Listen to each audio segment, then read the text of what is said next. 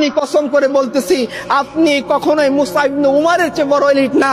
মুসাব ইবনে উমাইর আল্লাহর দ্বীনের রাহে নিজের নজরানা এমন ভাবে পেশ করেছেন, এত বড় টপ মোস্ট ধনীর সন্তান হওয়া সত্ত্বেও উহুদের ময়দানে তিনি যখন আল্লাহর কাছে চলে যাচ্ছেন, সাহাবায়ে কেরাম বলতেছেন যে আমরা যখন তার লাশ দাফন করতে গেলাম, তার গায়ে যে চাদর ছিল সেই চাদর দিয়ে তার কাফন করা যাচ্ছিল না।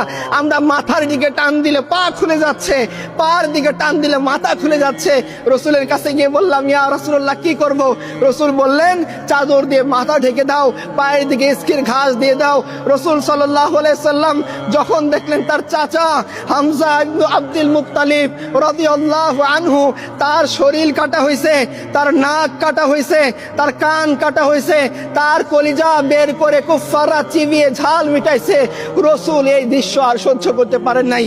কিতাবে লেখা আছে রসুল এই দৃশ্য দেখে এত কষ্ট পাইছেন, তিনি বলতেছেন সোফিয়া কষ্ট পাবে এই ধারণা যদি আমার না আসতো, হামজা ইবনে আব্দুল মুত্তালিবের লাশ আমি নিতাম না, ফিরে দিতাম, যাতে কুকুর শ্রীগাল হামজা ইবনে আব্দুল মুত্তালিবের লাশ খেয়ে ফেলে কিয়ামতের দিন আমি আল্লাহর কাছ থেকে হামজা ইবনে আব্দুল মুত্তালিবের লাশ বুঝে নিতাম।